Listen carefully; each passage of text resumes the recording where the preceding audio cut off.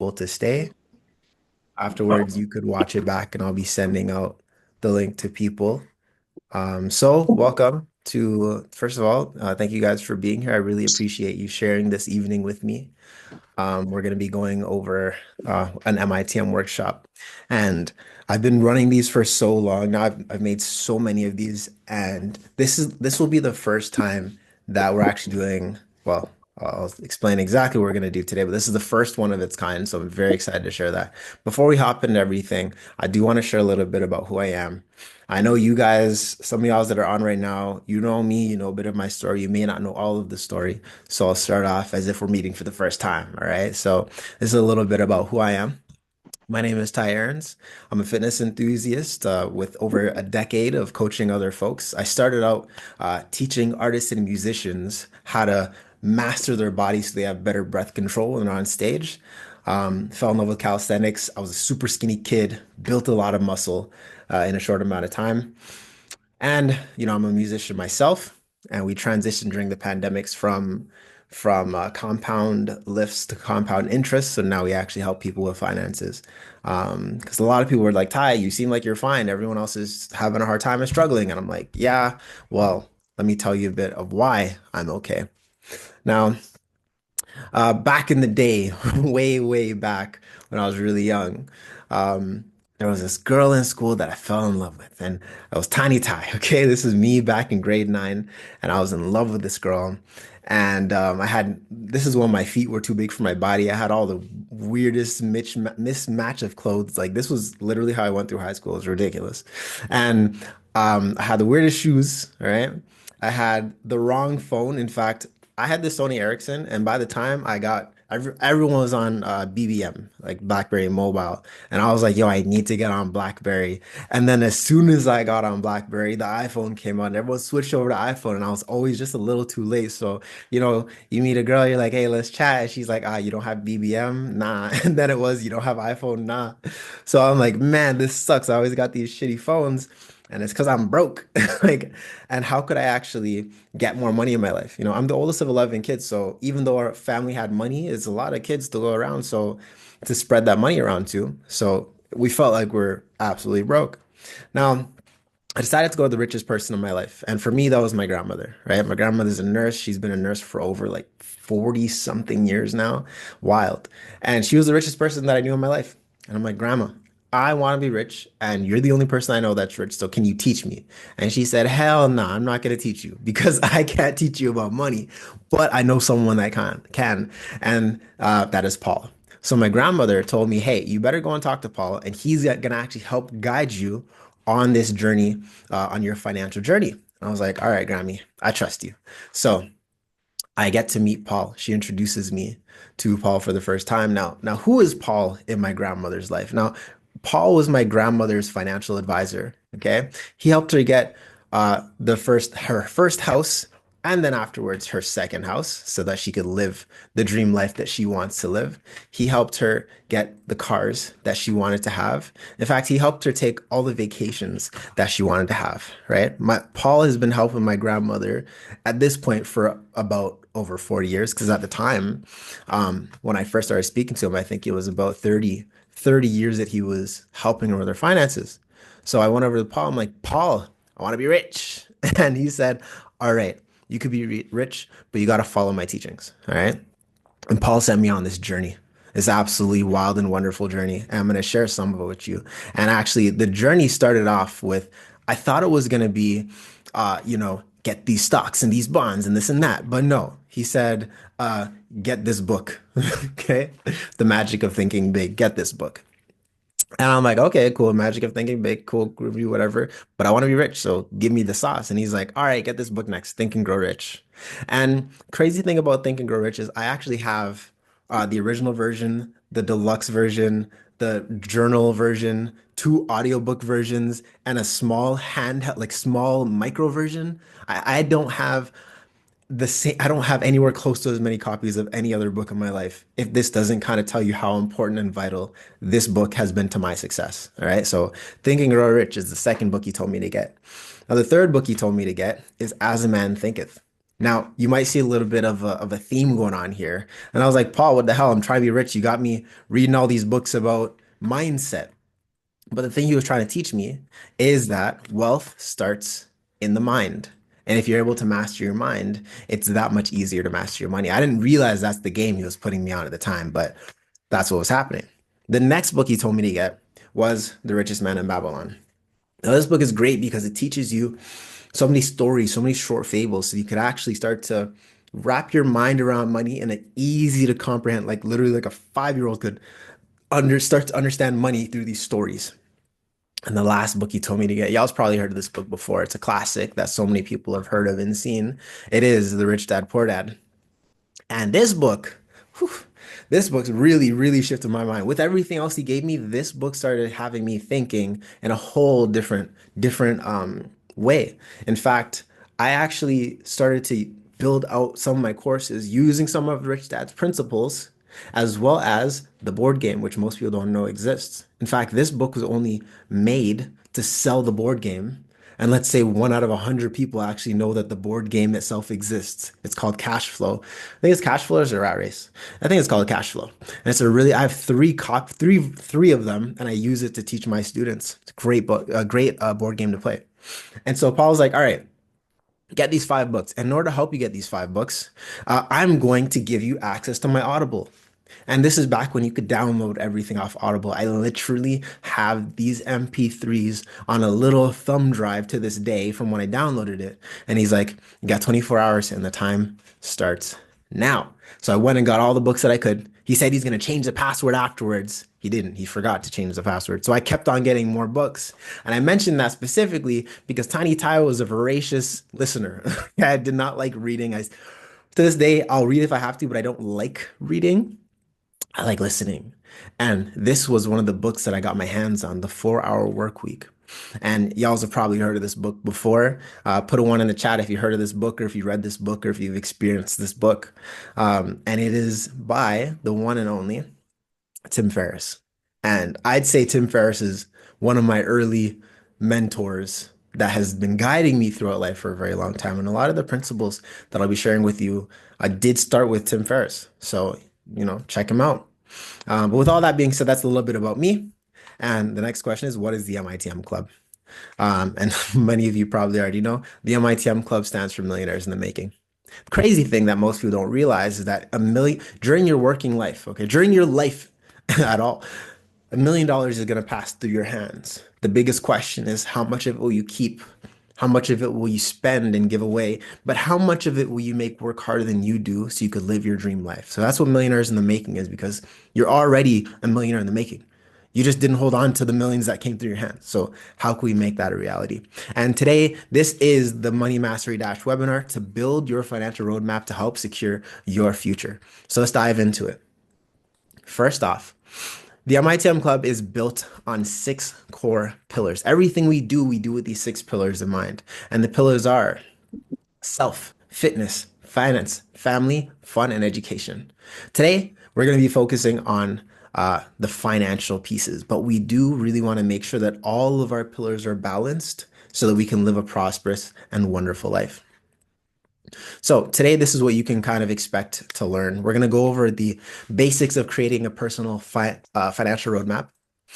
And the outcomes we're looking to have is to equip yourself with tools and strategies to plan for your financial success. All right. Now, why should you focus on financial planning? Here are the 3 core reasons why you should focus on it. One, you want to start off early. All right. The power of compounding is so insane. The best time to plant a tree is today. I mean, the better time would have been 20 years ago, but the next best time is right now. Okay, so you want to start early. The earlier you start, the more money you can grow due to the power of compound interest. Like Einstein says that compound interest is the 8th wonder of the world. Those who know it use it, and those who don't know it get used by it. All right, and we don't want to be used by it. We want to use it for ourselves. Second thing is you want to avoid common pitfalls. So many people don't know what they're doing when it comes to managing their cash and managing their money that they end up falling into all these different traps. So you want to learn how to manage debt, how to budget wisely, how to save for your future goals so you can avoid the pitfalls that many people fall into. And lastly, You want to have control of your life. You want to be empowered, right? You want to feel like you're in control because it's your life to live. You should feel in control of your life, all right? It's your duty to feel in control of your life. And I want to help you if you don't feel in control of your life, all right? So here's a question that I want to ask you guys before we even continue. When it comes to your finances, what are you currently focused on? And you could drop it down in the chat. I want to see what are you focused on right now? What is your financial focus? Give y'all a second.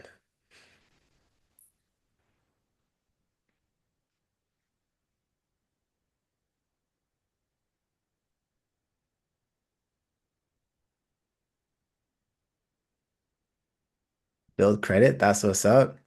That's what's up. Growth. Okay, that's what's up. Anthony says smiley face with dollar signs on his eyes and on his tongue. Okay, make some money. I see you. I see you.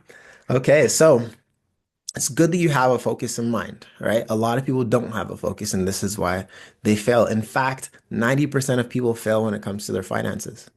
And the reason why 90% of people fail is because they don't have focus. There's no focus. There's no trajectory of what they even want. So it's good that you guys have the starting point. And I want to help you turn your focus from a light bulb to a laser. All right. Because lasers are powerful. A laser can travel across the entire galaxy, but a light bulb might just be able to shine in this room and not go much further than that. I want to turn your focus into a laser. All right. 10% of people focus. And focus for us is an acronym. And we're going to use a lot of acronyms here. So you can start to have, I'm planting seeds in your mind. So next time you think of focus, you're going to think of this acronym. And focus, you probably already know it. Maybe you do, maybe you don't. I don't know. Focus means follow one course until successful. Like so many of us jump from one thing to another thing to another thing to another thing. A lot of us that are like artists or musicians or creatives that maybe want to start our own businesses or stuff like that. I call it entrepreneurial ADHD for those of us that are in that space. But you start one thing, you build half a castle, you leave to go build another half of a castle. You could have finished at least one and then let it do its thing. So 10% of people are actually focused when it comes to their finances, right?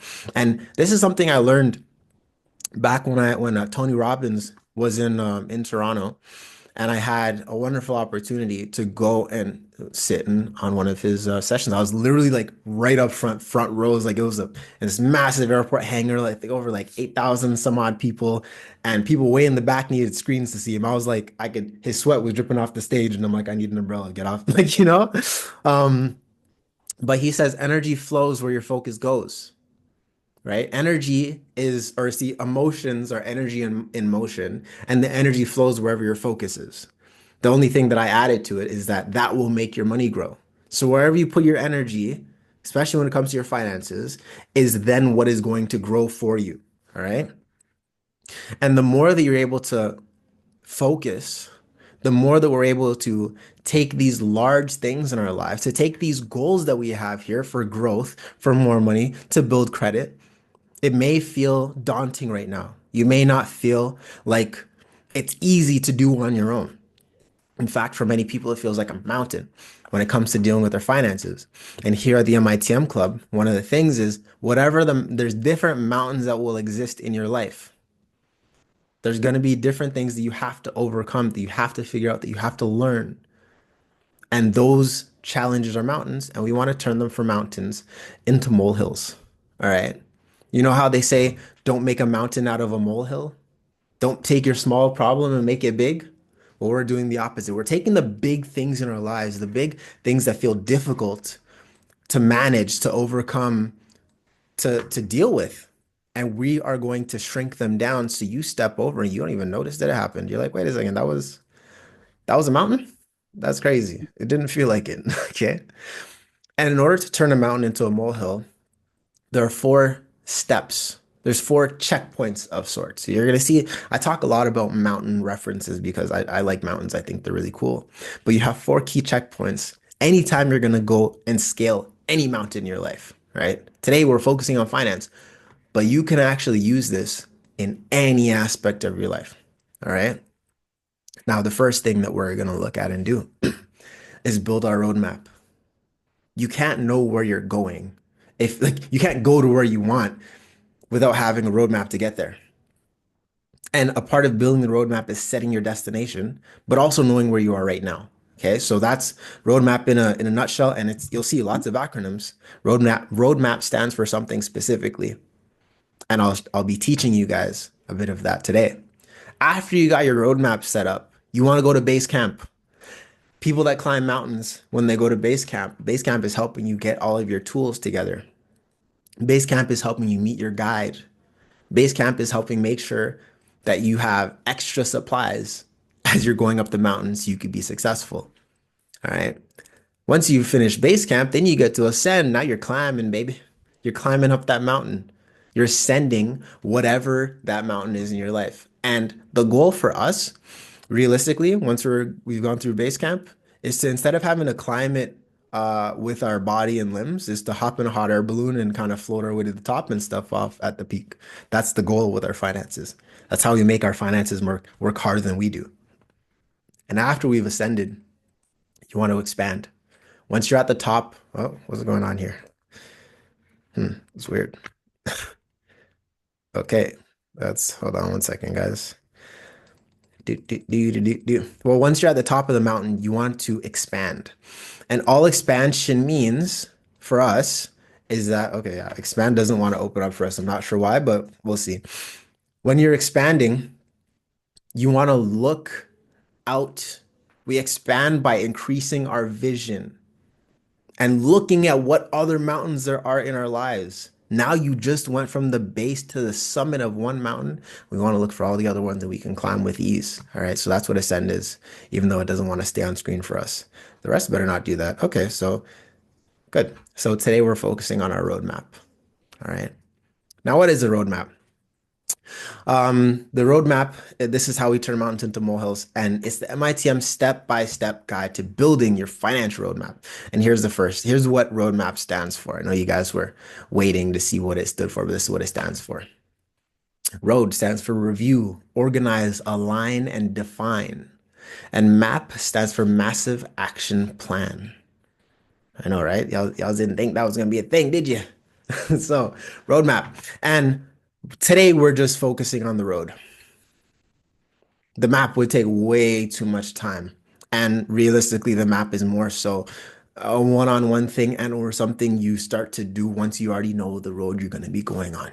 You map out the key points, all right? So let's get started on a roadmap, and we're going to start off with a review. What does it even mean to review? Well, when we are reviewing, we have to ask ourselves a few key questions. For example, talk to me about your past. Where did you come from? What was behind you so you know all the baggage you're bringing? And when we talk about past, we start with our family. And here are a couple key things you want to look at when it comes to family. All right.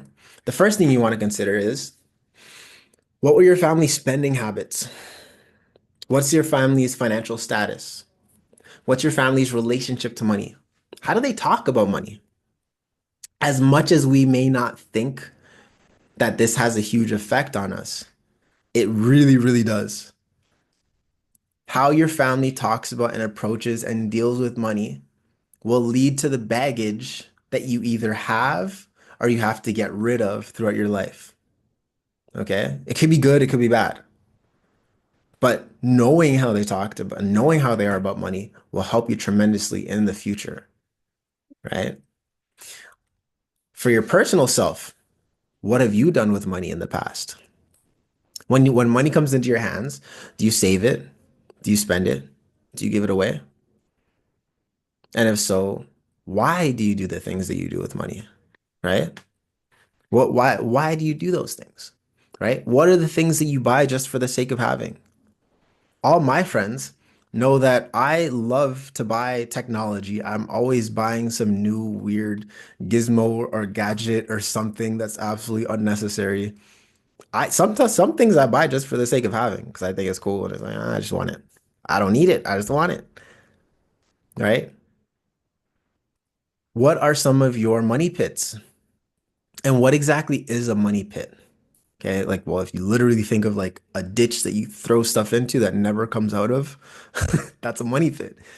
And for some of us, it could be things like smoking, buying tech. See, I'm talking about myself. I'm talking shit about myself, so I'm not trying to call anyone out. Okay, it could be buying Jordans. It could be coping mechanisms.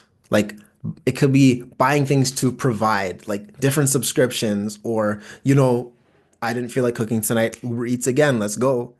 These are money pits. These are places you're putting money. You'll never get it back. All right. Now, now that you've looked about it, you looked at your family's past, you looked at your personal past. What have you done with money? Let's look at the present. What are some of your spending styles? Right. And there's, I think, about five key spending styles, right? The first one is abundant spending. This means you feel good about the money you spend. You don't feel any discomfort, nothing like that. You feel good when you're spending your money. Like I'm blessed. All right. The next spending style is neutral spending. And actually, I'm going to change one small thing over here. Let me see if this worked. Let's see if this worked. Because we're gonna put this up on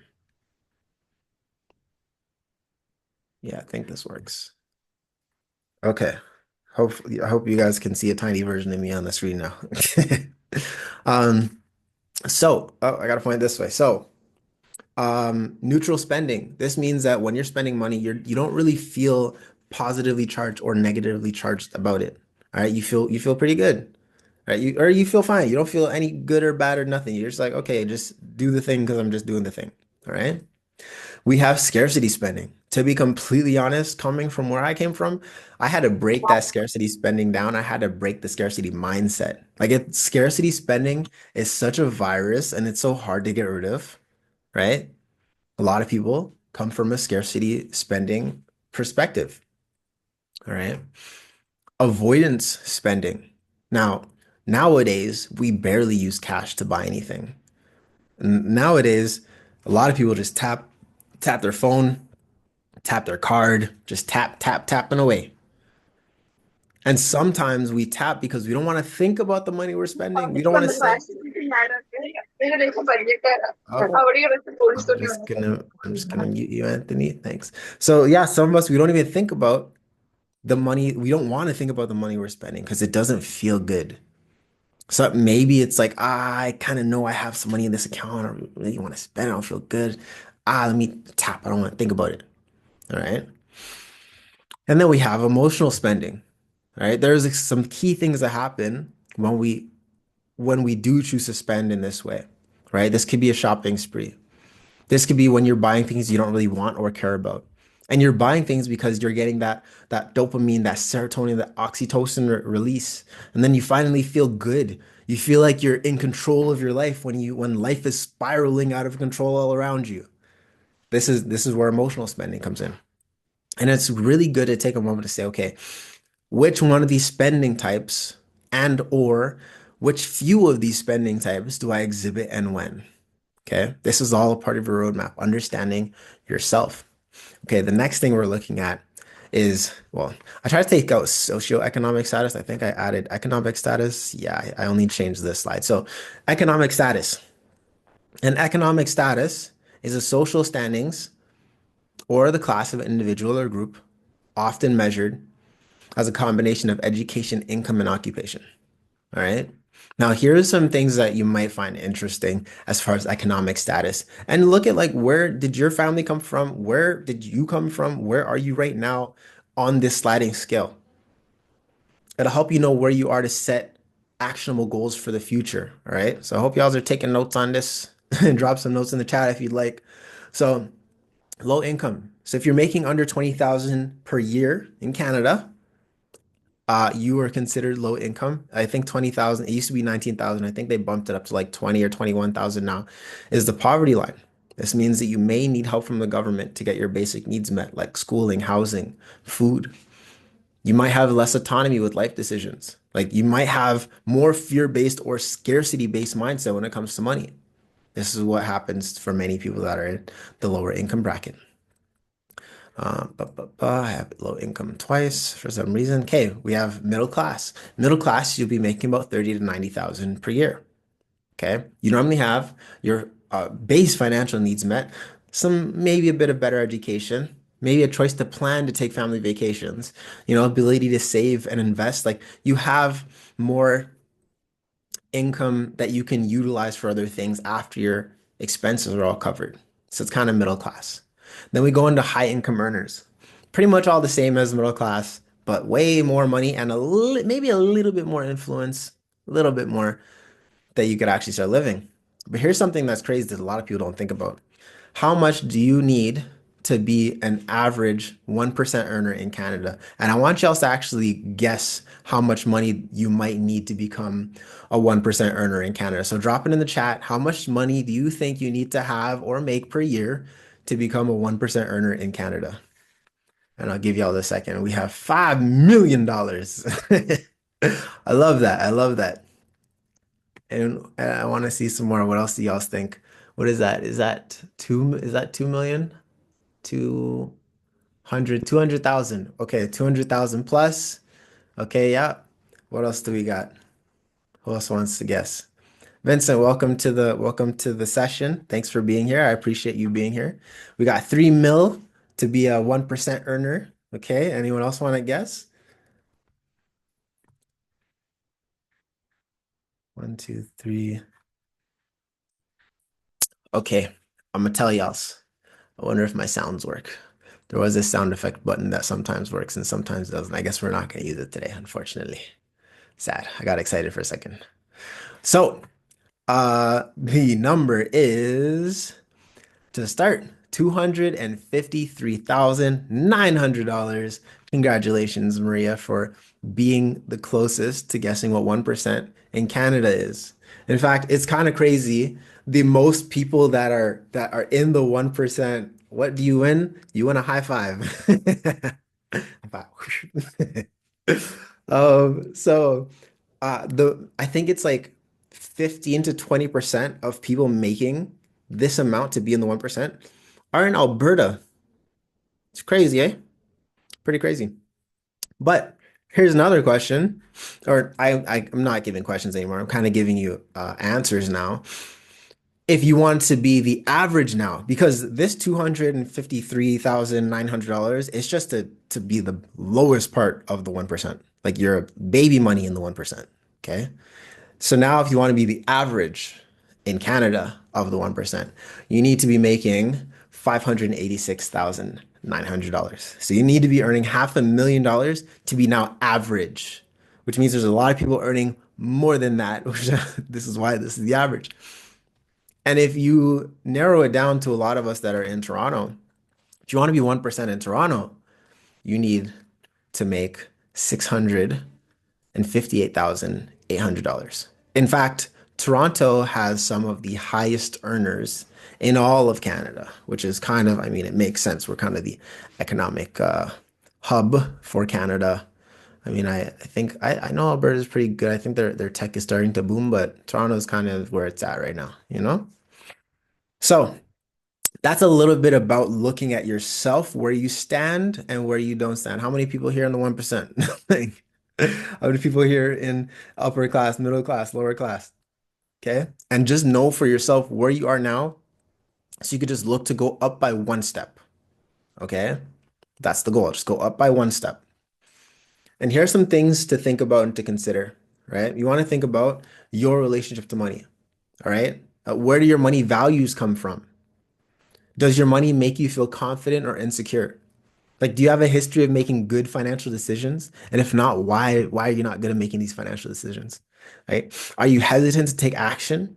Like when there's issues regarding money, like honestly, sometimes I'm hesitant to pay my parking tickets. I'm like, man, I don't want to pay that. So I take my time and the price goes up. Like I probably shouldn't do that. Just pay the thing, you know? Are you impulsive with your money or do you have discipline to say no to things? Right? If you're a parent, do your children have good values with money? And well, especially like, are they going to inherit values from you? Right? So do you have good money values? And how do you talk about money? There's this one guy named Reverend Ike. You guys may or may not have heard of him. But he says that money is like a lover, a jealous lover. And you need to talk to her or him if you're a girl. You need to talk to her like you love her. Like you want her around. You got to take care of her. How do you talk about money? Do you say money doesn't grow on trees? Like I found out when I was a teenager that was a lie. because I had my Fresh Prince moment where my mom sent me out to BC because I was being a bad kid, and I was working on the farms and I looked all around at all this money growing on trees. All right. Now, knowing your past and your present is the key to getting started on your roadmap. And this is our review. Let's go to the next step of our roadmap, which is to organize. So many people are so scattered when it comes to their finances. But if you shift things around just a little bit, you get a nicer, cleaner vision, and it'll be easier for you to on work on your money. All right? Everything will be good to go. The first thing that many people do not have when it comes to their finances is a budget. Now, what exactly is a budget? Some people hate the word budget. Some people think that a budget is the worst thing that could ever happen to you. And a lot of people have misconceptions when it comes to what a budget is. So, this is exactly what a budget is. It's simply a plan that you write down to decide how you'll spend your money each month. That's it. It's just a plan. I was teaching at Centennial College the other day, and I told my students that fitness and finance are the same thing. Fitness and finance are the same thing. Why do I say that? Because I took all of my experience as a personal trainer and just put it on finance and changed the words around, and it's all the same thing. What is a diet? Everyone says diets are so bad. A diet is just whatever you eat. That's it. You're always on a diet. Is your diet working for you or is it working against you? Same thing with a budget. Okay. Budget's not a bad thing. A budget is literally just how does your money go places? You have a budget right now, even if you don't think you have a budget. You just may not write it down and plan it. All right. So, what does it mean to have a budget? Well, it helps make sure you have enough money every month to do the things you want to do and live the life that you want to have. All right. It also, well, without it, you might run out of money before your next paycheck, or you might be behind on bills, even if you have some maybe savings on the side. You might fall behind on some things if you don't have a proper budget. All right. With a budget, you can easily reach your financial dreams and goals. When I was 16 and I first started working, I had a budget. And a part of the budget, the main part of the budget was 10% of whatever I make goes into this saving slash investing account. That was it. Nothing crazy. And I was only saving maybe like $300 a year because I wasn't making any money. Minimum wage was like $9 and change. So my $300 I watched go to $5,000. I watched double without me putting more money to $10,000. I watched go up to 15,000. I bought a $4,000 bike like an idiot. But then I watched it double again, 20,000 without me putting more money in. I wish that I had budgeted to put more money in. I probably would have my own house right now, right? And that's the power of compounding. But to avoid being a financial failure, this is how you make a budget. And these are the six pillars of budgeting, right? The first thing is calculate, right? Very simple, very straightforward. Calculate your net income, okay? Your gross income minus your deductions equals your net income. And your deductions will be things like employment insurance, Canadian pension plan, company pensions, and or benefits you have to contribute to. Yes, you're contributing to your benefits if you're working somewhere. A lot of people say, yeah, my job is great. I got all these benefits. You're paying for them, whether you think you are or not. They're deductions that happen, right? And you can look on the CRA website to their deductions calculator. So even as you're applying to new jobs, you can calculate how much you should expect to actually take home. Just because you got a job and they say you're making $4,000 or $5,000 a month does not mean you're taking home 4,000 to 5,000 a month. You're probably taking home 3,500 if you're at the $5,000 mark, give or take. All right. Next step is to track. All right. So when we're tracking, this is like looking at your receipts, your bills, your pay stubs, your bank statements, your credit card statements. And I tell folks, look, just do it for 1 month. You just keep all this stuff for 1 month and review it. It'll give you an idea of what your year looks like. Expect to spend more during the holidays and a little bit more during summer, but on average, you get an idea of what you're spending for the year because we're creatures of habit, right? I really like this quote by Benjamin Franklin where he says, beware of little expenses. A small leak will sink a great ship. And this could be my dad. My dad always says he's a chocoholic. My dad's like, I'm a recovering chocoholic. This man always has a Snickers or a Mars bar or a caramel milk or something. And it's these little expenses here and there. This little $4 over here, $2 over there, $5 over there. It adds up. You're spending how much money in the year on little chocolates that you could be investing? I was guilty of this too for a while because he was a recovering chocoholic and I picked up the addiction of being a chocolate monster. All right.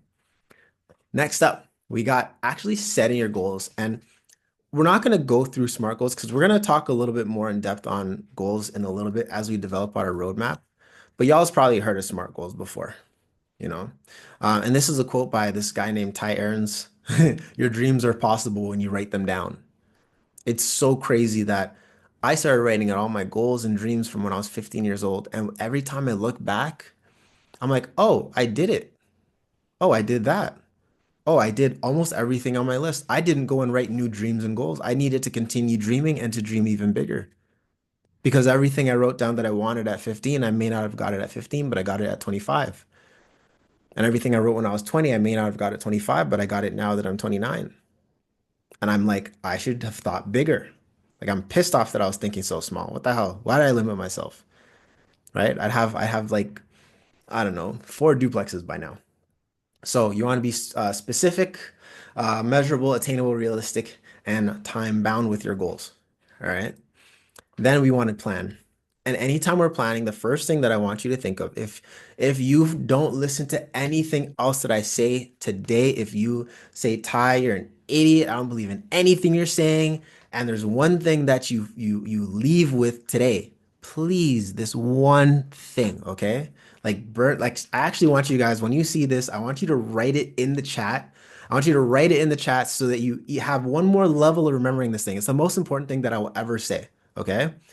The rule is rule one, pay yourself first. Can you guys write pay yourself first in the chat real quick? This is the most important rule that so many people don't do. Please pay yourself first. Yes, Vincent, pay yourself first. Yes, Anthony, pay yourself first. Come on, everybody. I see more people on this chat. Put it down in the chat. Pay yourself first.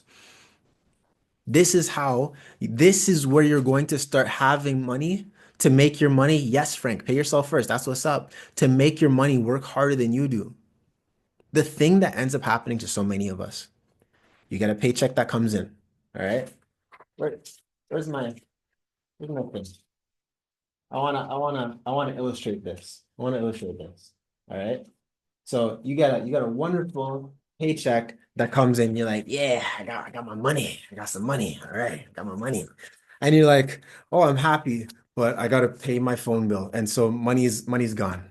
And you're like, oh, I gotta pay my rent. Money's gone. And oh, I gotta pay the car. Money's gone. And oh, I gotta pay this other thing. Money's gone. And everyone else gets paid. And then you're left with a little bit and you're like, oh, now I can pay myself something. Yes, I have something I could pay myself. But what happens when there's that other emergency that happens? And then you pay yourself this and you expect to get rich off of this? Nah. Here we do things a little bit differently. Okay. So think of it like this. When you get paid, and I know 10% might be difficult. Yes, Irvin, that's what's up. Pay yourself first. It might be difficult at first. So this is how I break it down for my clients, and this is how I teach people to do it. When you get paid this monies, okay, choose the percentage you're going to pay yourself.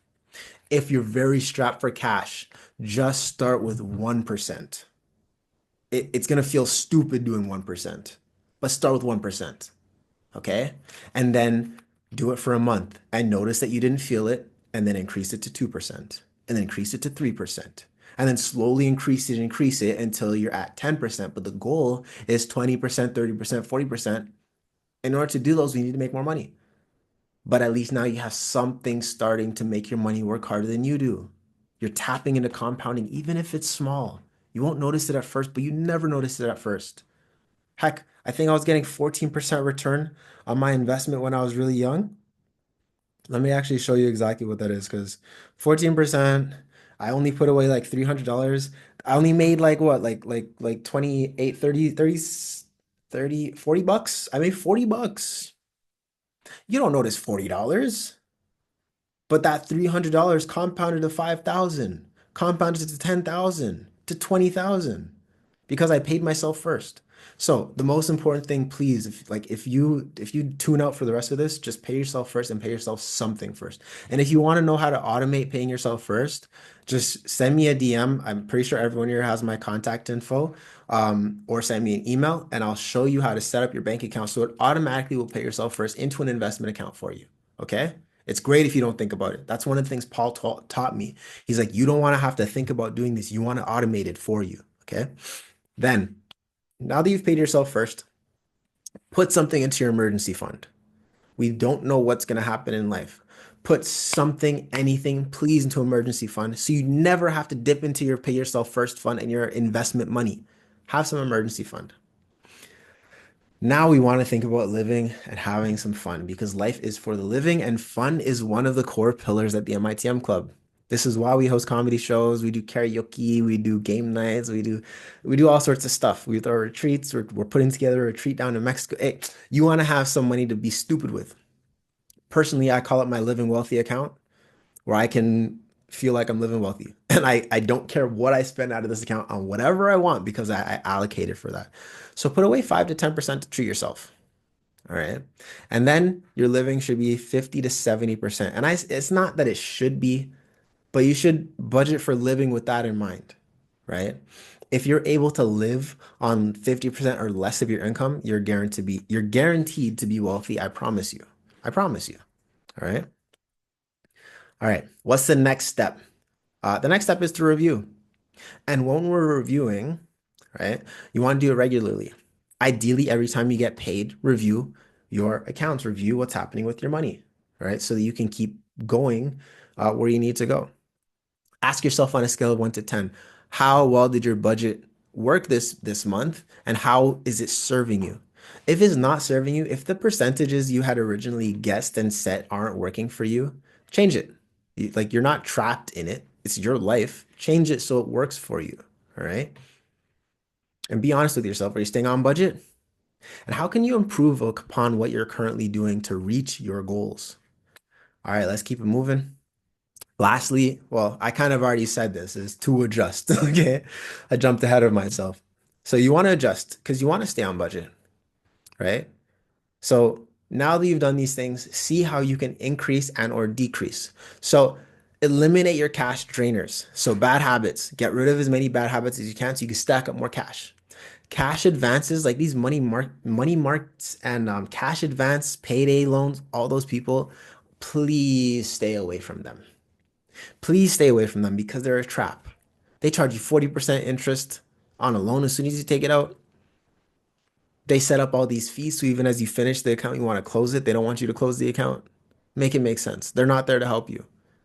It's the only legal way for them, well, one of the many, because a lot of debt is bullshit. But it's one of the ways that they're able to trap you financially. And you don't need that in your life. You don't need that. All right. Impulse buys. There is a rule that I forget who says it. But anyways, there's a rule that if you want to buy something and you didn't plan to buy it, just wait 24 hours. If you still feel like buying it, make sure it's within your budget and then go get it. If you have money in your living wealthy account, go get it. Whatever, live your best life. But if you wait those 24 hours and you don't feel like buying it anymore, congratulations, you just eliminated a cash drainer. And single use purchases. Like I bring my own poncho when I go to these raves and festivals and stuff because they be charging $40 for a piece of plastic and they ain't gonna get me like that. They gonna catch me slacking, I tell you that much. And then increase your cash creators. Negotiate a raise. This is what so many people don't think about. Not only negotiate a raise, but also consider switching jobs within the same career field every 1 to 2 years. You can get a 10 to 15% increase in your income by going to do the same job somewhere else. Because you're only going to get maybe a 2 to 5, if you're very lucky, maybe a 7% increase if you stay at the same company.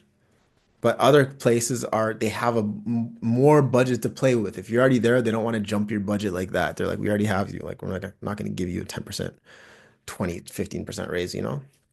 Pick up side hustles. All right. If y'all know me, I know Maria knows I'm the king of side hustles. And if you could pick up some side hustles to make some extra cash, why not? Right? Like flipping and reselling items. Maria actually helped me flip some items, which I'm very grateful for, you know? Like I want some more money. How do I get some more things to flip in my life? All right. So to avoid being a financial failure, master these six pillars of budgeting, right? And here are some essential documents to consider. I'm gonna go through this quickly because we got a lot of ground to cover today.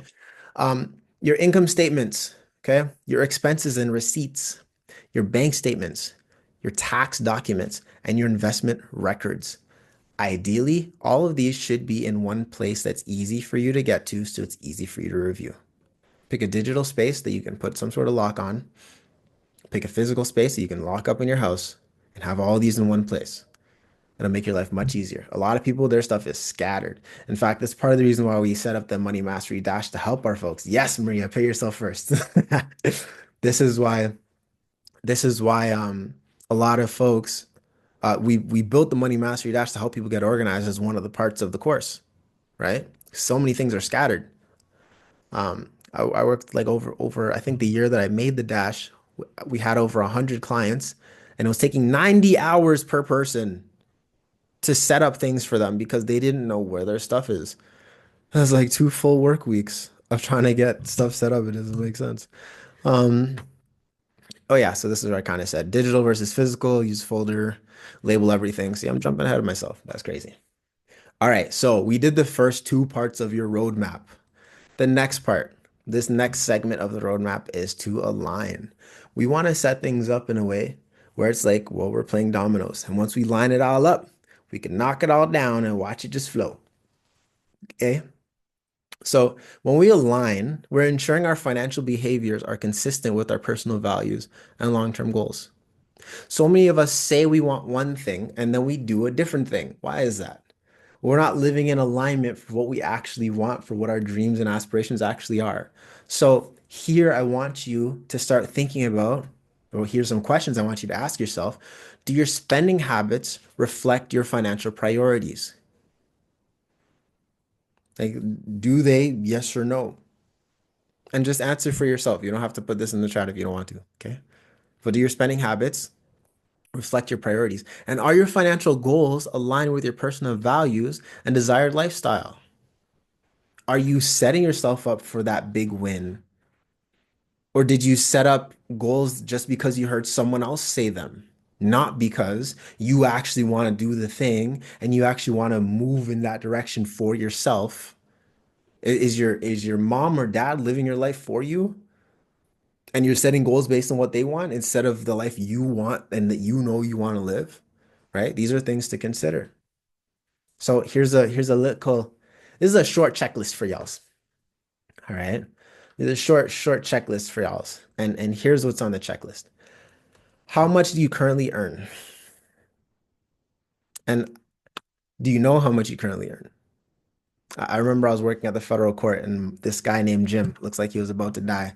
He always telling me about how good the pension is. And I'm like, what's the pension though? And he's like, well, it's 50% of your highest earning year. I'm like, yeah, but like how much do you earn? Actually, no, he didn't know that. I had to go and find it out. I said, how much is the pension? He said he doesn't know. And he's telling me I should lock in for the next 30 years to get a federal government pension. But he didn't know how much the pension was. I found someone else and they told me it's 50% of your highest earning year, which is why some folks kind of ride up the ladder and they're like, okay, I made this much and I hate doing this much work. And they kind of step down a little bit to an easier job, right? Um, so how much do you currently earn? What are your regular expenses? Do you have any debts? And what are their interest rates? So many people don't know the interest rates on their debt. And how much do you save regularly? These are questions to ask yourself to kind of have a starting checklist. If you want to, take a screenshot of this. I don't really have a worksheet with these specific questions in it, so you can either write it down or take a screenshot. And I'm going to move to the next slide right about now. The next questions you want to ask yourself for your personal checklist is, do you have a budget that you follow? And are you currently saving a portion of your income? And then if you have any debts, are you actively and currently paying them off? And these are things to kind of see how you're aligning. Now, Anytime that we are aligning, like I said before, the MITM is based on six pillars. And moving forward in this, I want you to keep these six pillars in mind: self, fitness, finance, family, education, and fun. This is every aspect of your life. Okay. And here's the first step that we're going to look at together. So, the first step that we're looking at together is to set your core values, your financial priorities, and your non negotiables. As you do these things first, it will make everything else you do that much easier.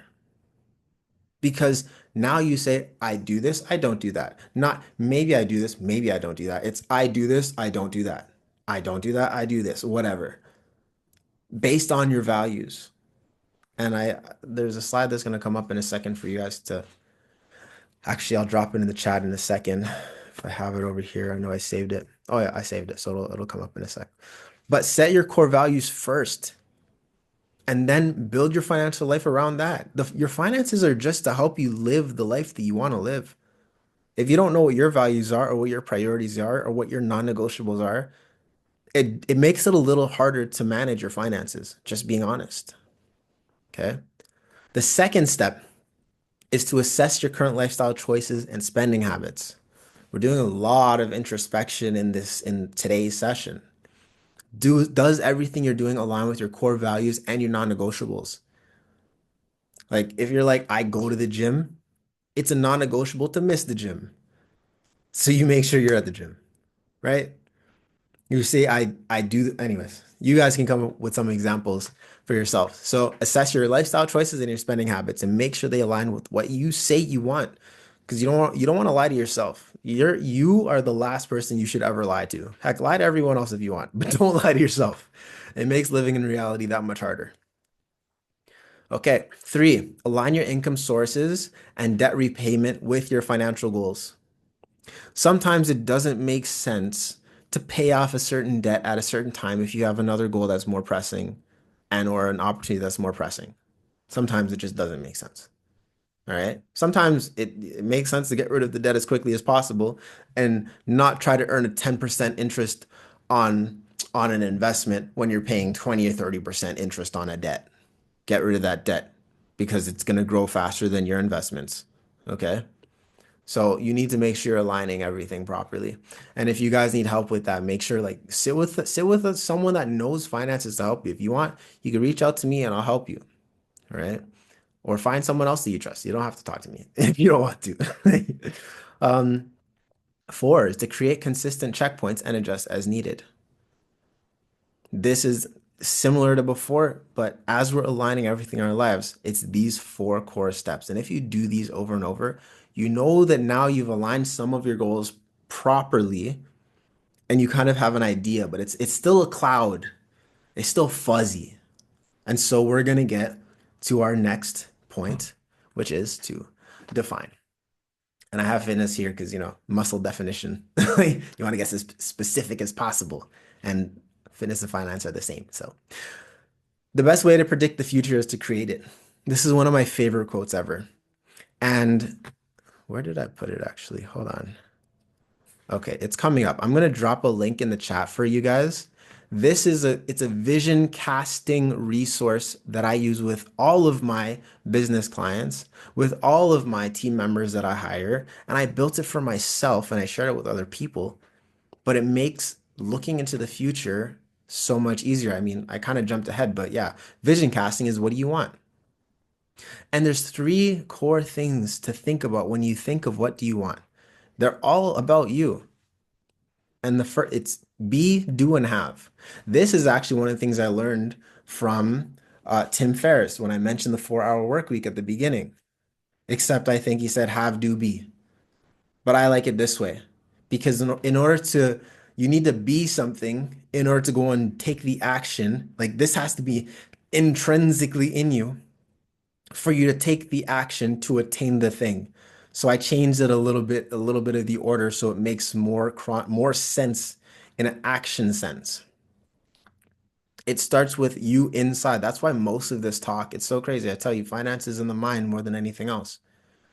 All of this is who are you being?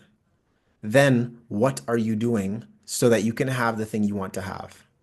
And here's an example of what that might look like. You might want to be financially stress-free. Hey, I'm financially stress-free. I'm good. That's who I am at my core. You may want to do an action of traveling the world with your loved ones in a stress-free way because you are stress-free. I'm being stress-free and I'm traveling stress-free. See, it's kind of a preemptive because you don't want to travel the world and be stressed the whole time. It's not fun. And maybe you want to have $1 million and more invested. And these are kind of like separate, they're not, these are kind of separate thoughts. But when you sit down to figure out what you want to be, what you want to do, what you want to have, you think of them with each of your six pillars. What do you want to be when it comes to, well, your personal self? Hey, I'm a calm person. There's something called a credo, but that's a whole different workshop that I would love to teach you guys about how to build your personal credo so that you kind of have a way of life, right? Um, but let's jump to the next steps. And this is where I said, this is where I have the link for you guys, if it'll let me copy it. Why don't you let me copy the link? Oh, that's unfortunate. Hold on. I also have it open over here. But if you are on a computer, feel free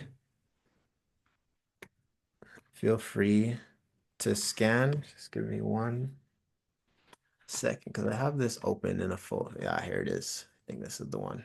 Yes. So I'm gonna drop this in the chat for you guys. And this is a resource. Like I said, I built it. I built it for myself, but I walked through this exact resource with all of my clients, with all my people, all the team members that I hire, all the people that I work with, because it's such an important tool when you're building out your life. Oh, I just realized my head's blocking the code. Well, you don't need the QR code. I gave you the actual link in the chat, so you're blessed. So let's keep moving. Let's keep it moving.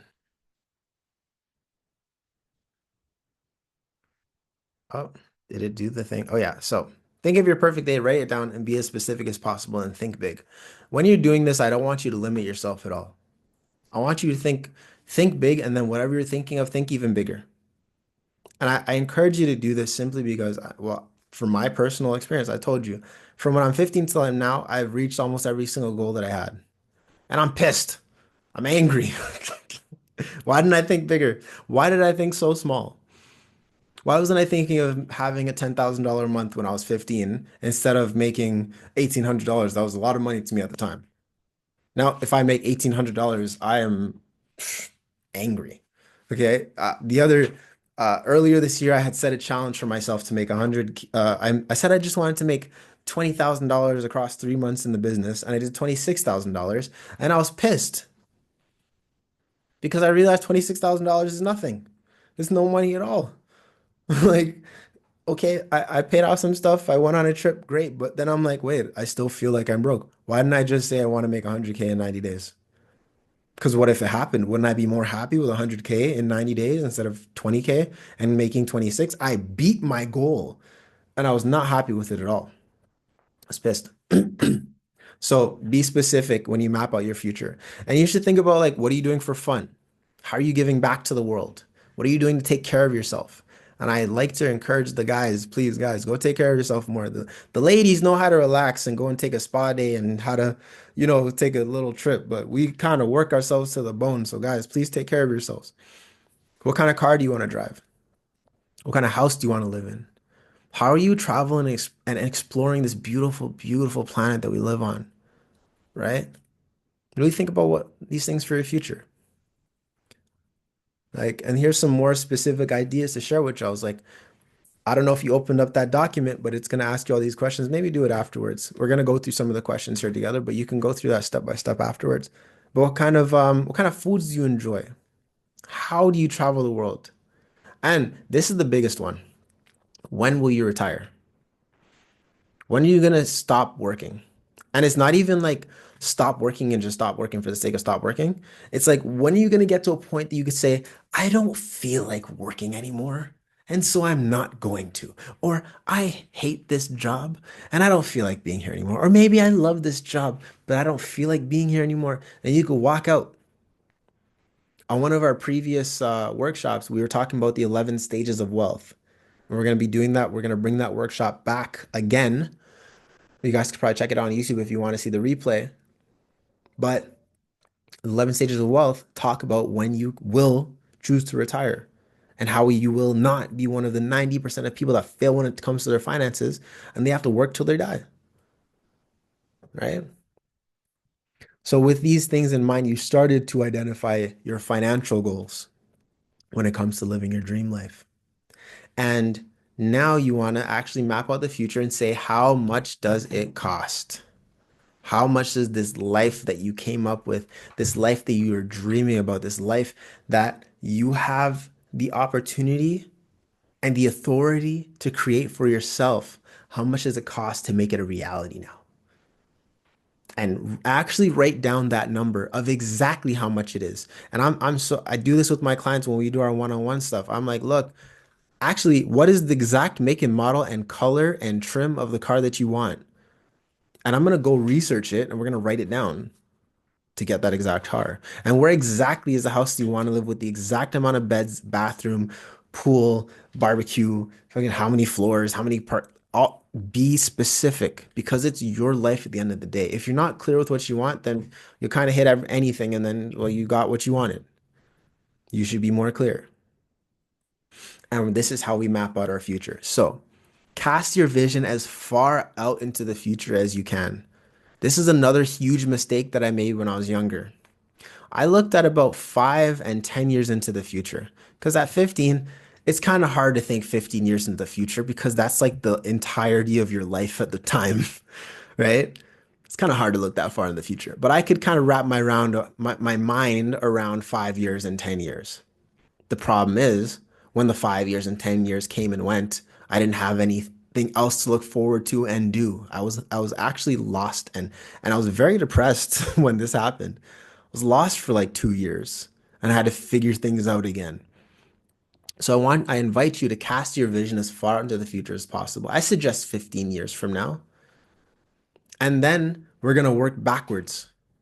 So 15 years from now, a young Anthony is X years old at this X location with this much money in the bank, looking over at his partner, wife, kids, whatever pets he, 15 years from now, what does life look like?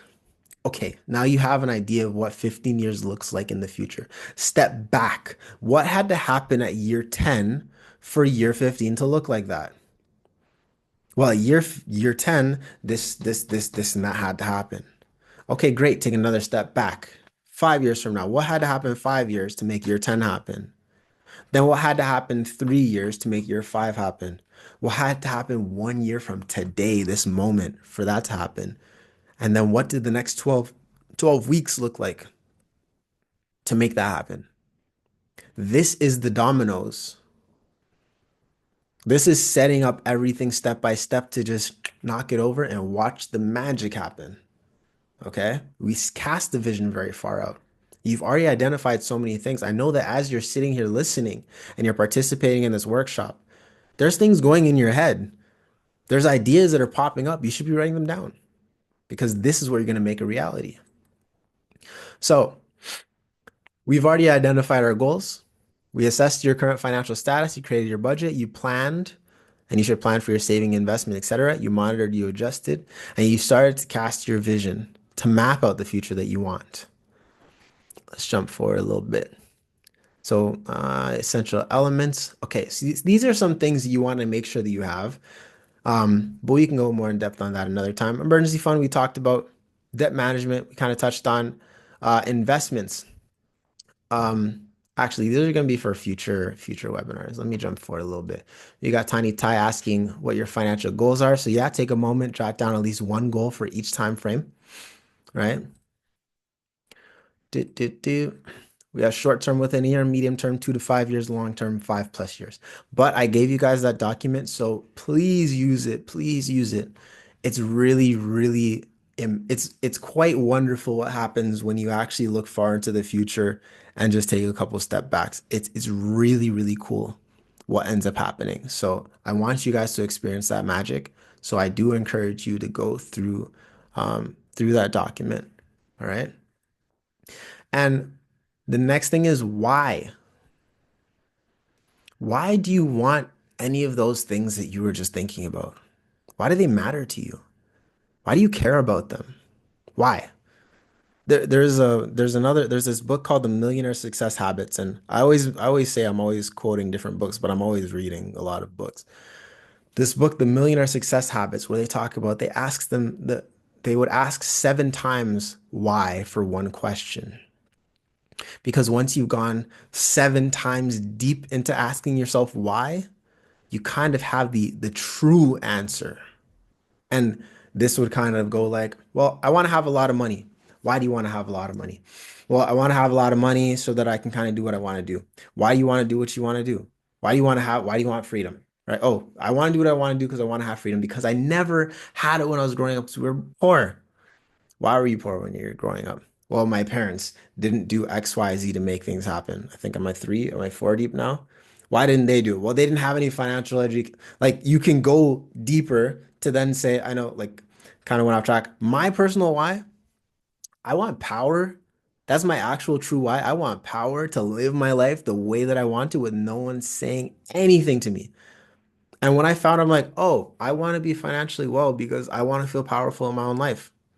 'Cause then I can take care of my people the way that I want to. I can raise my children the way that I want to. But all of that went down to I want to feel in control because I didn't have control growing up because we're so broke. Like I found my real why. Exactly. Kanye was, yeah. No one man should have all that power.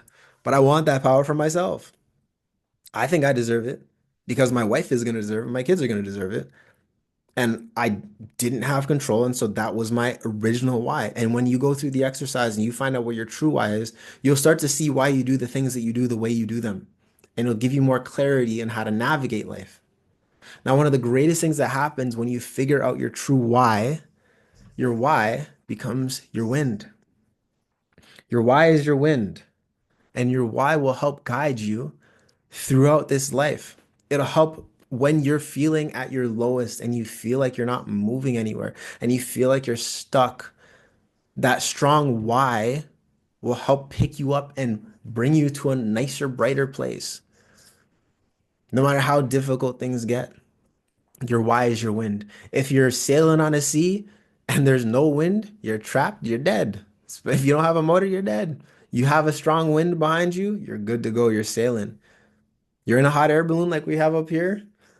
You want to go somewhere, there's no wind, you're just sitting there not going nowhere. You got a strong wind behind you, you go to a destination. It's beautiful. And so your why is your wind. All right. There's a quote that I really love. They say, he who has a strong why can overcome any how. Yeah, it's a great quote. I don't remember who said it, but it's a great quote. He who has a strong why can overcome any how. No matter what the how is. How am I going to do this? How am I going to do that? Who cares? Don't worry about how you're going to do it. Just know why you want to do it and watch it happen.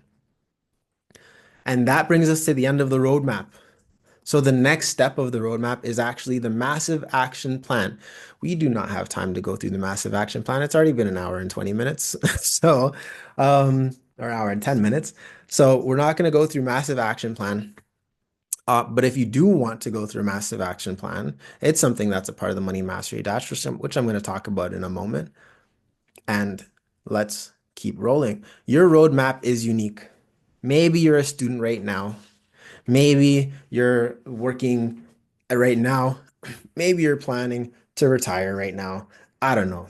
Your roadmap is going to be unique to you and your life. Don't let anyone else tell you what your roadmap should or shouldn't be. Don't let anyone else say that your ideas are good or bad. Your roadmap is yours. Okay. There's no one else that's supposed to dictate what it looks like. Okay. As long as it's serving you. Sometimes, yes, look for some guidance for someone that's further ahead than you, and then you're great. But your roadmap is yours and your roadmap will be unique. So the next step is, it's probably, I mentioned the Money Mastery Dash a few times. I'm going to touch on it just a little bit today. Some of you have already been through it, so bear with me as I share this information with the folks that haven't. But the Money Mastery Dash course is to master your cash in 5 days or less. Now you may be saying, Ty, you spelled cash wrong. And you would be wrong because it's not about money. as much as it is. You may have noticed that so far all of this presentation has been about mindset. Cash is also about mindset is well. Let me tell you, what is cash? And actually, before I tell you, I'd love for you guys to guess, what do you think cash means? What does KASH stand for? What does cash stand for?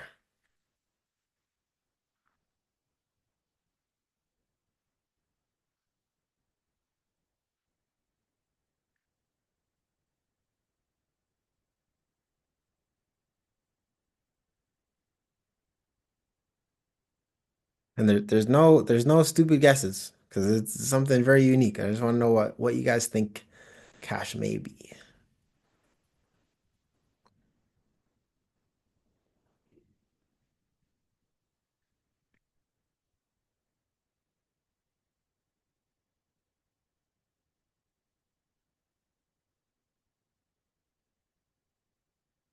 Yeah, it is a tough one. All right. I don't think you guys are gonna guess it. So I'll give you one at a time, and maybe the words will come to you. Okay? Sound fair? I I know your gears are going, but calling all sinners here. That's funny. So the K stands for knowledge. Yeah, who would have thought? The first part of cash is knowledge. The A is attitude. S is skills. And H is habits. And this is pretty much what we focus on over here at the MITM Club. It's all about cash. It's not about money. It's about these four things: cash, knowledge, attitude, skills, and habits. In fact, I would hope that across your life, you're able to give more cash in this form to other people to build wealth into perpetuity, into beyond your life and all your descendants. This is what you actually want to give them more so than just money. Because when you master your cash, this is how you actually master your cash. Master your knowledge, attitude, skills, and habits to actually master your money so your money can work harder than you do, so it can last forever. All right? Yeah. What y'all's like that? Y'all's like cash? Bet you guys didn't think of that. Drop a little heart if you like the idea of cash, knowledge, attitude, skill sets, and habit, and making more cash so you can make more cash. That's what's up. Love it. So now, when folks go, well, why does all of this exist in the first place? Okay, why does any of this exist? Well, when it comes to wealth and finances, most people lack the predictability, consistency, et cetera, et cetera. Like it's hard to get the results if you don't know what you're doing. It comes down to that. If you know what you're doing, it's tough. A lot of folks don't have accountability to get from where they are to where they want to get to. Right? This is all about this kind of taps more into massive action plan, right? A lot of folks don't have a proven plan with documented results to actually, or a community like we're starting to build right here. All y'all that are here right now, you may not know it, but you're part of a community, okay, of people that are working to make their finances work harder than they do and actually build their dream lives. Right? This is why I do this. This is to help more people. This is my why. This is the wind in my sails. Now, since 2014, the folks that I've been working with help community members by providing guidance, transforming their financial management, et cetera, et cetera. All right. Here's some key aspects of success. So I've been talking a lot about money mindset, and it's an intangible thing. It's not something you could actually hold, but it's something that once you start to experience it, you're like, oh, I didn't realize that my money mindset was putting me in the wrong direction. This is great. Sorry, one second. I think my cat wants to leaving. You going out? Yeah. Um, yeah, a lot of people don't realize that it's their money mindset that is not serving them. All right. Abundance. Actually having abundance. The more that you have an abundance mindset, is crazy that if you're stressing out about money, it kind of runs away from you. It doesn't want to hang out. But the more you have an abundance mindset, not to say you spend like an idiot and you just throw money around, but the abundance mindset and energy is what makes more of it flow to you. Okay. And then freedom. The better your financial systems, the more freedom that you can have. And ideally, when we build our financial systems, it's something that you don't have to like look at all the time. Like I'm a very lazy investor and a very, very, very, very lazy person when it comes to managing my money. So I built out a lot of systems so I don't have to think about it. I'll do a lot of the work in the beginning to set up the system and then I just coast. Like even right now, I don't know if y'all been seeing what I've been posting on social medias where you see stacks of receipts of me going through them, hundreds of receipts. Well, I built out a system that now I never have to do that again. And I would love to teach all of y'all how to do the same thing. So the Money Mastery Dash is a 5-day course program roadmap to help you go from the level you're at to the next level. All right. There's 10 stages of wealth, which we did talk about before. We're not going to touch on that today. But I want to help you go from whatever stage you are at to one stage above. All right. I feel like I should pull up the 10 stages of wealth to show you guys real quick. Hold on. Let me show you guys that real quick. I'm gonna stop sharing for a second and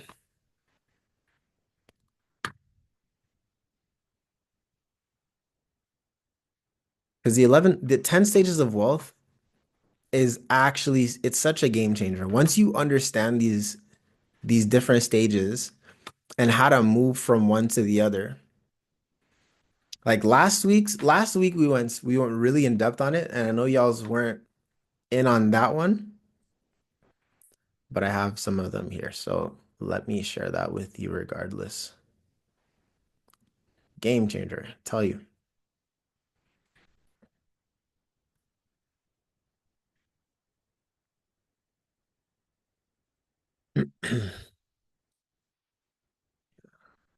11 stages of wealth. It's actually so crazy that we have these 11 stages of wealth, but so many people don't even make it out of stage three. Okay. So many people don't make it out of stage three on the 11 stages of wealth. Oh, where did I put it? Where did it go? That's not what I want to have happen. Ah, there it is. And cool. There we go. Are y'all enjoying this presentation so far? You guys getting value out of this?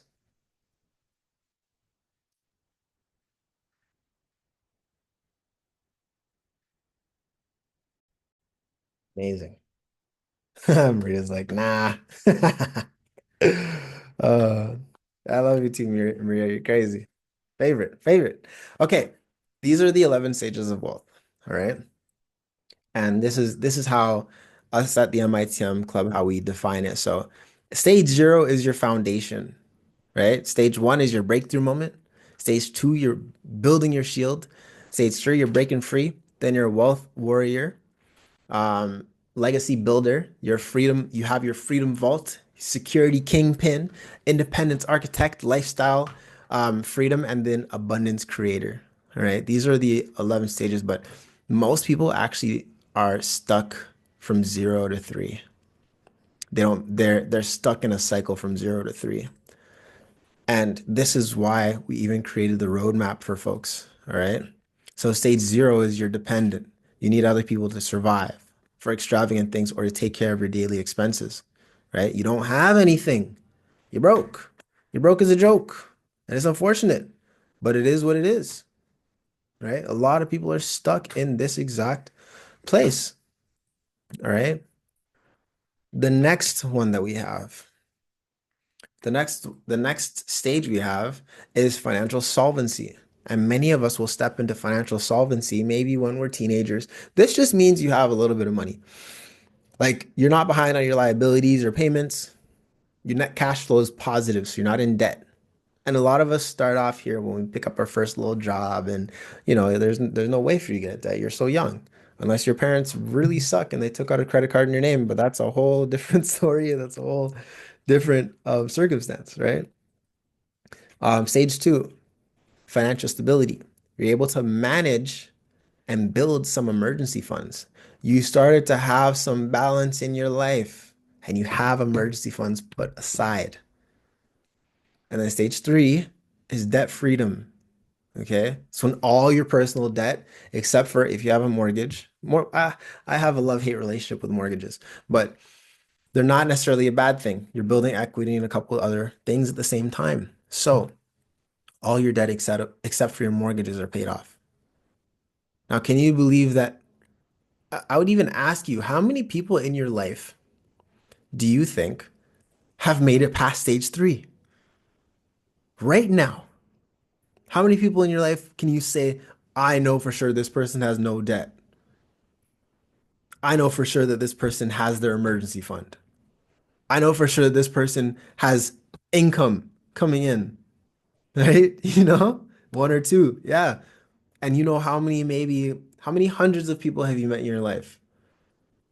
I tell you, 90% of people fail when it comes to their finances because they go from zero to one to two to three, and then something happens and they're like, back down to one. I made it to two, back down to one. I made it to three, back down to zero. Like life is like this for so many people. Heck, I was in this loop for so long. And it's hard to make it past these first four technically stages to actually break free into the other stages. So this is why we've created everything that we have created to help y'all's, right? To help you ascend to get to all the other stages of wealth. All right. So I'm gonna open this back up and I am gonna share with y'all's. Dude, if I can open this, I'm gonna share with y'all's. This is the presenter window. Move it over here. Full screen. Great. I'm gonna share with you exactly what the Money Mastery Dash is. So in the Money Mastery Dash, it is a 5-day program. Okay, and there's gonna be two different versions of it. There's gonna be a live version where I'm gonna be going live for 1 to 2 hours every day to not only answer questions, but also help get your mindset right when it comes to the steps that need to be taken next so you don't feel lost. Okay. Two, expert financial analysis. I'm going to sit down with you and map out every aspect of your finances and then give you a plan so that it's done for you, technically done with you. Because so many times I can give you all my tools and resources, I can give you all my spreadsheets, I can give you all the softwares that I use. And you're going to call me in 2 weeks and say, Ty, I'm lost. I have no idea what is going on. And I understand so many people are lost. It's okay. Right. I'm going to carry you up the mountain for the first time. Right. Just like Paul did for me. Paul carried me up the mountain like when I was first learning everything. I want to be your Paul. Okay. You'll have one-on-one coaching with me so we can sit down and actually help you. And I'll give you a few sessions. You're going to get access to the Financial Basecamp Savings Challenge. We talked about Basecamp, right? And Basecamp means build assets, secure earnings. That's what the base of Basecamp is, to build your assets and secure your earnings, right? That's the main thing that we want to make sure you get. So we're going to give you that savings challenge to help you build your assets and secure your earnings. Then we have your weekly newsletter, which it comes from all the top financial sources where you normally have to pay a monthly fee to get involved in anything. I pay for all that for you. You're gonna get access to all of these resources. It's worth like $80+ a month at this point. You're not gonna have to pay that. I don't worry, I'll make sure you get some game. And you get the entire Financial Secrets collection, which is all of these ebooks and whatnot to make sure you can step up your game with your finances. Now, all of this is $1,670 worth of value. That's not what you're gonna pay for, all right? That's not what it is. I'm also going to be adding on right now to the end of November. If you ever go to moneymasterydash.com, you'll see an opportunity to join the MITM Club membership. What does that mean? That means you get access to the MITM Club community. So in the community, we have talks like this. We talked a lot about mindset, but to actually sit down and do the mindset work, we have weekly coaching calls, weekly community engagement calls to make sure that you're good. All right. You'll also get access to the Release the Beast fitness programs for a whole year. We only do 1 year challenges, so you get 50% knocked off for the year, and for those of you that are already in the Money Mastery Dash right now, you get access to sessions like this for free. You don't pay anything. And other events that we'll have, like the comedy shows and et cetera, et cetera. You get access to everything. All of this will be 4,500 for the year. All right. So total $6,110 for everything. But it's not going to be that price. It's not going to be half price. It's not even going to be like $1,000. It's for this month, $97. Okay. The price of like, I don't know, six Starbucks drinks. I'm gonna help you master your fitness, your finance, and start to build your dream life and do all the work for you. So you don't have to. All right. So you can step into 2024 more powerful, or sorry, 2025 stronger than you are now. Right. So it's $97 for the whole course. It is in USD because we also serve folks that are in the States. Okay. So just be ready for that. And there is a payment plan option where it's going to split it into two payments for you. All right. Now you can choose, you can click moneymastery-.com to get access to it. And that is pretty much that. And this is for the first five people. I think it's four now because we had someone just join. So we have only four more spots available for this during November. All right. Now, before we continue, I do want to open the floor for any questions about anything that we talked about today. So you can turn your mic on if you want. You can put it in the chat if you want. But I'm gonna do about 5 minutes of questions, and then we're gonna do a little quiz, and I'm gonna give away a prize to someone here today. So the floor is open to any questions.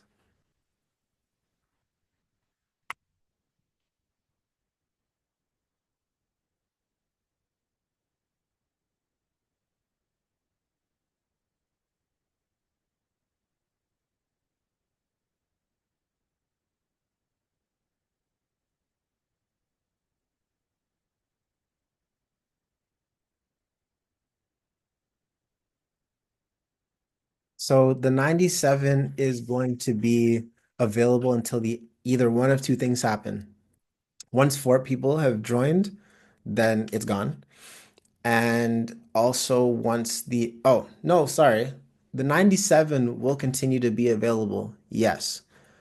All of the extra bonuses, so the fitness, the community, everything else like that, those are all about, I think, $300 per month. So that's the getting that as a part of the promo is not going to be a thing. So yes, the 97 will exist down the road, but right now it wouldn't. Um, all the bonuses will not. And the 97, you can split it into two payments, like I said. So it would be one week and then one in 2 weeks. So you don't have to drop the whole 97 at once. Yeah. But any other questions about anything we talked about today? Questions, comments, concerns? Vincent, you got any questions?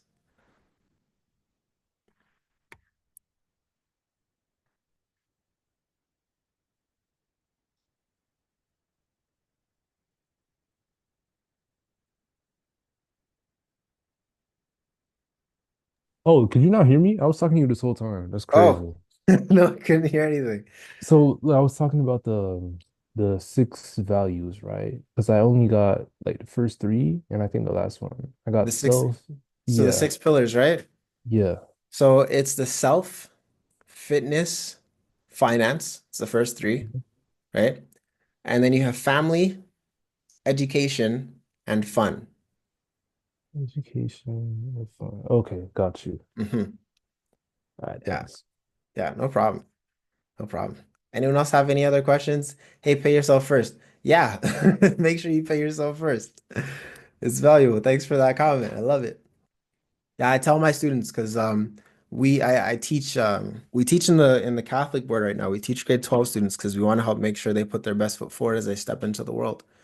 And I tell them every single class we teach. This is the first time we're in for the whole school year, which is pretty cool. I'm practically a teacher. Um, but yeah, like every class, I'm like, hey, you guys remember the rule? You pay yourself first. At the beginning of everyone, at the end of everyone, I'm like, pay yourself first, please. Okay. You know? Um, yeah, yeah. Okay, so I said I put about 5 minutes. I think that's pretty much the time, I'm going to jump over to, I said we're gonna have a little giveaway, right? I love to do giveaways. And I don't know if y'all can see this, but we got the MITM t-shirt. I personally like pink. I think it's a great color. But we have gold shirts, we got pink shirts, we got black shirts, we got all sorts of clothes and merch and everything. But the question to win is who can name all five books that Paul told me to read? The first person that she says she's out. If you can name the five books that Paul told me to read, then you've won yourself some MIT. Maria's like she already lost. Uh, yes, Think and Grow Rich is one of the books. When you say pay yourself first, yeah, so okay, Rich Dad Poor Dad, that's two books, but that's two different people. Okay, Vincent, when I say pay yourself first, that means put money in an account that you can use for investing as if it was a bill. So you just got paid. Take a percentage out before you pay anything else. Rogers can wait. Like, Rich Dad Poor Dad, the Ferris guy. I mentioned Tim Ferriss, but that wasn't one of the books that Paul told me to read. But that's a good. I love that you're remembering. Tim Ferriss is amazing. You got to check him out. He's Rich, hmm? Rich Dad, Poor Dad. Yeah. Just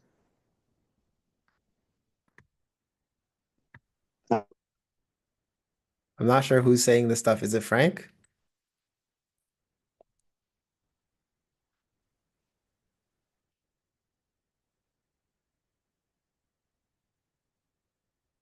Yeah, it came in and out, Frank. It came in and out. I'm dropping in the chat so I can see it. Although everyone else is gonna steal the ones that you said. But yeah, Vincent, pay yourself first just means we call it a war chest. So you want to start building up that account that you can invest from. So no, don't buying yourself lunch counts as paying someone else first, right? Paying yourself first means you put that money, we call it the money at work system. You set that money up to go and make more money for you. Yes, Maria, you put it away so that no, so it's for you to make to multiply. It's actually buying Bitcoin, technically, yes, but I would put it somewhere safer first. That's something where I teach people about leveraging life insurance to buy crypto because when the dips happen, they happen. Bitcoin is has been steadily going up. So yeah, that could be a part of your portfolio. Make sure you know your asset allocation when you're doing it, right? But the goal is to make sure that money makes you more money. And with that, we would use rule one from Warren Buffett, which yes, buy the dips and don't lose money. That's what he says. Don't lose money. Rule number one, don't lose money. Rule number two, remember rule number one, just like Fight Club. Our rule number one, let's see, Frank, Rich Dad, Poor Dad. Think and Grow Rich, Richest Man in Babylon, Magic of Thinking Big, and As a Man Thinketh. Congratulations. So, Frank, you won yourself an MITM shirt. You got all five of the books correct. Amazing. And I like to ask the question because it's like I tell you, these are the books that started me off on my financial journey, right? These are the books that have helped me understand finances, and it's so crazy. Yes, I get you a gold one. That's what's up. Just send me a DM on Telegram because you have me on Telegram of your shirt size, and if you want a t-shirt or a sweater, okay? And then I print them myself, so I'm gonna make you a custom sweater, all right? Um, but yeah, it's what was I saying? Yeah, these books are like the foundation for everything. I I read The Magic of Thinking Big, but then I wrote my goals and I didn't think bigger. I thought I was thinking big. Okay?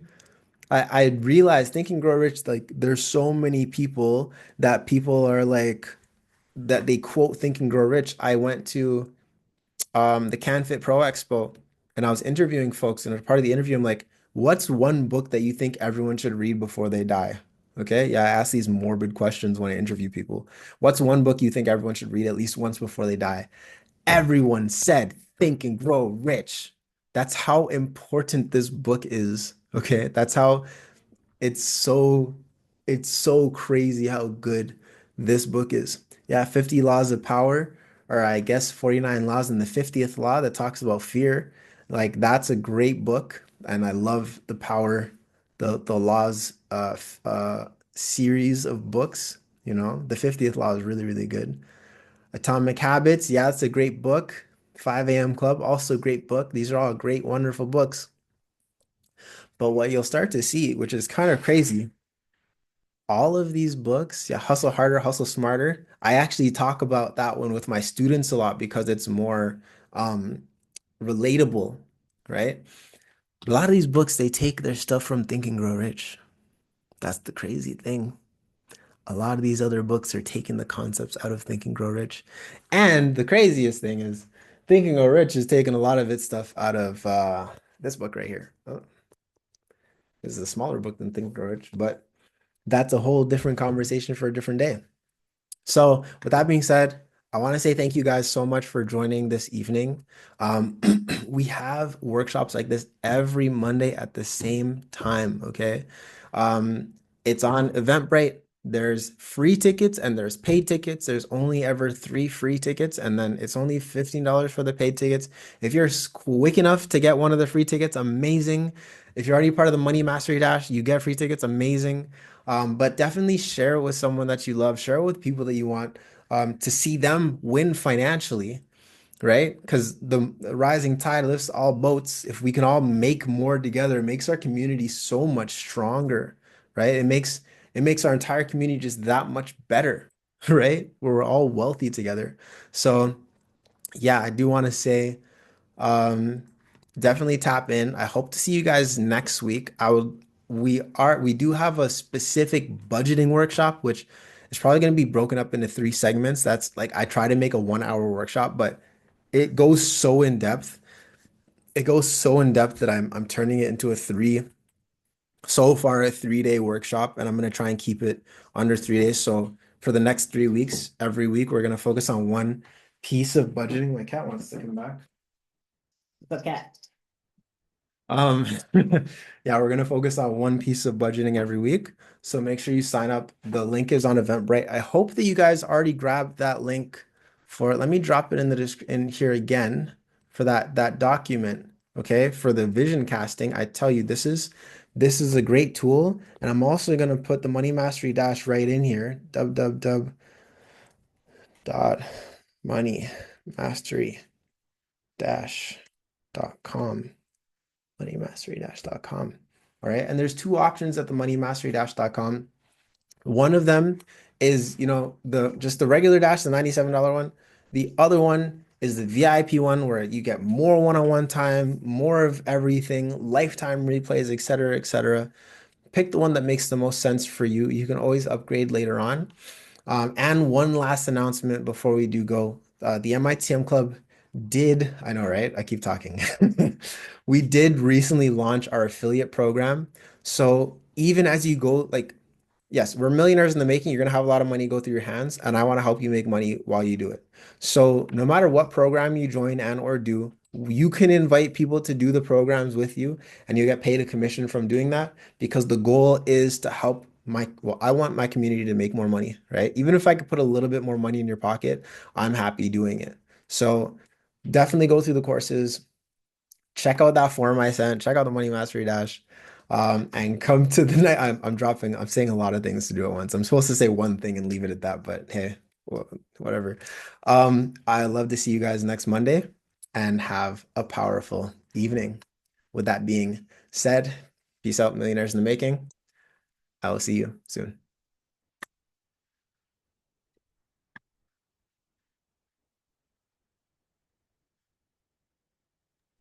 Peace. Peace.